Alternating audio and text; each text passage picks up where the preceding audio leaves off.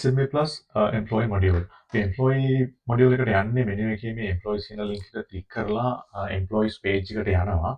ඒකේ තියෙනවා ඔක්කොම employees ලව list down කරලා මෙතනදී අපිට කැමති විදිහකට ID එක දාලා search කරන්න පුළුවන්. එහෙම නැත්නම් මේ තියෙන fields පාවිච්චි කරලා employeeව search කරන්න පුළුවන්. ඊට පස්සේ අපිට කැමති employee කෙනෙක්ව select කරන්න පුළුවන් මේ I ලකුණ ක්ලික් කරලා ඒ employee details page එකට ගියහම ඒකේ තියෙනවා ප්‍රධාන tab හතරක් basic info, personal info, salary info, documents කියලා. මේ basic info page එකේ basic information ටික තියෙනවා. ඒ තියෙන information වලින් මේ තරු ලකුණු දාලා තියෙනවා අනිවාර්යෙන්ම දාන්න ඕන save කරනකොට. first name එක, last name එක, employee number එක, EPF number එක, මේකට EPF number එක සහ employee number එක එක number එක තියෙන්නත් පුළුවන්. numbers දෙකක් තියෙන වෙන number sequence දෙකක් maintain කරන්නත් පුළුවන්. මේවා අලුතෙන් employee කෙනෙක් දානකොට මේවා select කරේ නැත්නම් automatically ඒ sequence එකේ ඊළඟ number එක assign වෙනවා employee ට. ඊට අමතරව start date එක එයා resign වෙනවා නම් එයාගේ resign වෙච්ච date එක end date එක විදිහට දාන්න පුළුවන්. resign වෙච්ච අය inactive කරන්න පුළුවන් මෙතනින්. ඒ වගේම department, designation, branch, team වගේ දේවල් select කරන්න පුළුවන් මේ screen එකෙන්. ඊට අමතරව මෙතන තියෙන important field දෙකක් තමයි මේ contract type සහ employment act කියන එක. මේ contract type කියන එක විස්තරයක් මේ question mark එක click කරාම එනවා. ඒකේ තියෙනවා එක එක contract types SMA plus system එක support කරන. මේකේ මේක වැදගත් වෙන්නේ දැන් කවුරු හරි employee කෙනෙක් ඉන්නවා නම් අපිට OT late ඒවා අදාළ වෙන්නේ නැති එහෙම කෙනෙක්ට අපි select කරන්න ඕන මේ permanent executive කියන category එක. කවුරු හරි employee කෙනෙක් ඉන්නවා නම්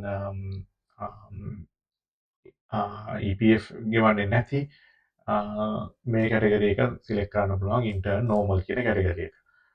ඒ වගේම payroll එකට එන්නේ නැති temporary staff ඉන්නවා නම් දවසේ පඩියට වගේ ඇවිල්ලා යන අය මේ temporary page කියන type එක select කරා නම් ඒගොල්ලෝ payroll එකට එන්නේ නැහැ. ඒ වගේ ඒ විදිහට අදාළ විදිහට employee ට ගැලපෙන විදිහට මේ contract type එක select කරන්න ඕනේ.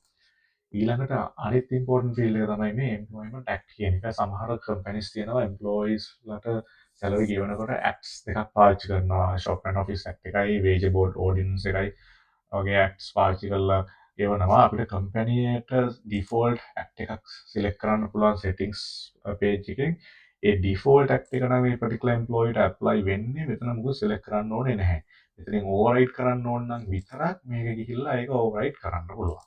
අවශ්‍ය විදිහට. ඒ කියන්නේ කම්පැනි ඇතුලේ ඉන්න පුළුවන් අපිට විවිධ කැටගරි වල ස්ටාෆ් එක එක ඇක්ට් වලින් payroll එක හදන.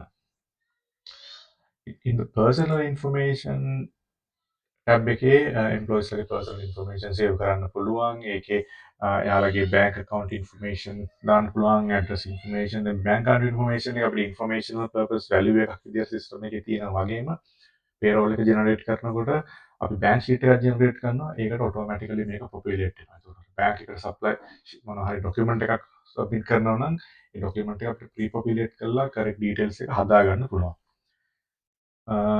අමතර මේ salary info screen එකත් ගොඩක් important screen එකක්. මේකේ employees ලගේ basic salary එකයි fixed allowances ටිකයි configure කරන්න පුළුවන්. මෙතන මේ තියෙන විදිහට අපි දැන් basic salary එක වෙනස් වෙනවා නම් අපි කරන්නේ අලුත් entry එකක් දාන එක effective date එකත් එක්ක. උදාහරණයක් විදිහට මේ employee ට හතර පාරක් අපි basic salary එක වැඩි කරලා තියෙනවා. ඒක effective date එකත් එක්ක. තව ඉන්ක්‍රමෙන්ට් එකක් වගේ දෙනවා නම් මෙතෙන්ට ගිහිල්ලා ඒ අදාළ දවස් උදාහරණයක් විදිහට ජූලි 5 වෙනිදා ඉඳන් බේසික් සැලරි 35000ක් කරනවා නම් ඒක දාලා සේව් කරාම එදා දවසේ ඉඳගෙන ඇප්ලයි වෙන්නේ ඒ අලුතෙන් දාපු බේසික් සැලරි එක. ඇලවන්සස් උත් ඒ වගේම තමයි ඇලවන්ස් ටයිප් එක සිලෙක්ට් කරලා ඩේට් එකක් සිලෙක්ට් කරලා අපි කැමති ගානක් දාලා මෙතනින් ඇඩ් කරන්න පුළුවන්.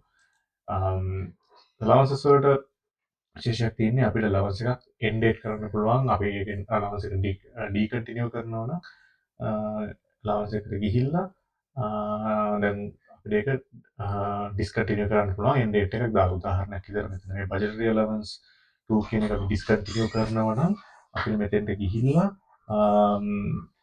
මෙතනට එන්ඩ් ඩේට් එකක් දැම්මම නම් උදාහරණයක් විදිහට ජූලි 30 කියලා දැම්මම ජූලි මාසේ පේරෝල් එකට ඒක එෆෙක්ට් වෙන්නේ නැහැ.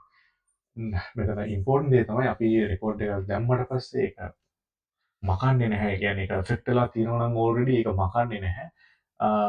ඒක එන්ඩේට් කරලා අලුත් එකක් දාන එක තමයි කරන්නේ. නැත්නම් බේසික් සැලරි එක නම් ඕවර්රයිඩ් කරන එක තමයි කරන්නේ අලුත් ඉෆෙක්ටිව් ඩේට් එකක් එක්ක. ඒ විදිහට කරාම එන්ටයර් බේසික් සැලරි හිස්ටරි එකයි අලවන්ස් හිස්ටරි එකයි සිස්ටම් එකේ ඕන එකක් බලා ගන්න පුළුවන්. මෙතන මේ ඩොකියුමන්ට්ස් ටැබ් එකට ගියාම අපිට ඩොකියුමන්ට්ස් අප්ලෝඩ් කරන්න පුළුවන් එම්ප්ලොයිස් ලාගේ එකම තැනකින් එකම සිස්ටම් එකෙන් ඩොකියුමන්ට්ස් ටිකත් මැනේජ් කරගන්න පුළුවන්. මේක තමයි බේසික් ඉන්ෆර්මේෂන්. කවුරුහරි එම්ප්ලොයි කෙනෙක් ඩිලීට් කරන්න ඕන නම් මේ මෙතන ඩිලීට් බටන් එක සිලෙක්ට් කරලා ඩිලීට් කරන්න පුළුවන්. ඒ වගේම ඉන්ඇක්ටිව් කරන්න මේක ඉන්ඇක්ටිව් කරලා සේව් කරාම ඉන්ඇක්ටිව් වෙනවා.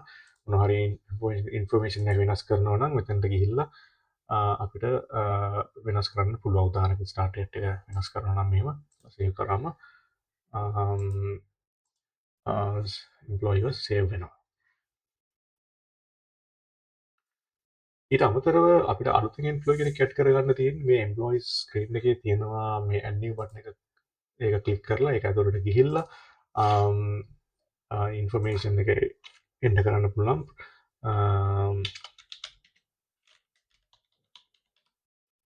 කොන්ට්‍රැක්ට් ටයිප් එක පර්මනන්ට් නෝමල් කියලා දෙනවා.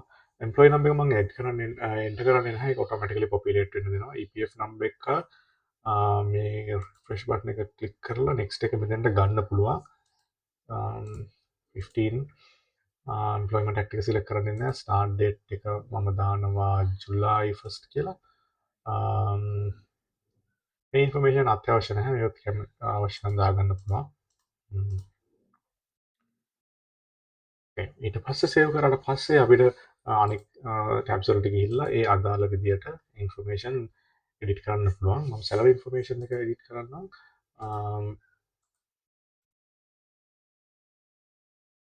ජුලයි 1 30,000ක් බේසික් එක දෙනවා. ලවන්ස් විදියට ෆුවල් ඇටෙන්ඩන්ස් අලවන්ස් එකක් දෙනවා. ජුලයි 1 ඉඳන් දිගටම කන්ටිනියු වෙනවා 15,000ක් මේ විදියට. ඊට පස්සේ එම්ප්ලොයිව මෙතන ලිස්ට් ඩවුන් වෙනවා.